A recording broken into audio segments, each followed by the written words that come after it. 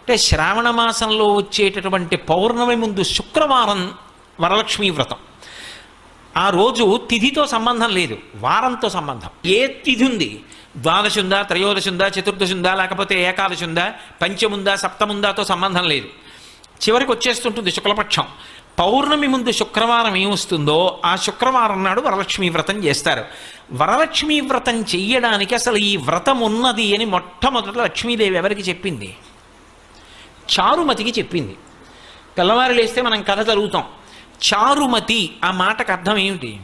నిజానికి అద్భుతమైనటువంటి పేరు, ఆడపిల్లలకి పెట్టడానికి పరమయోగ్యమైనటువంటి పేరు చారుమతి. ఎంత చక్కటి పేరు!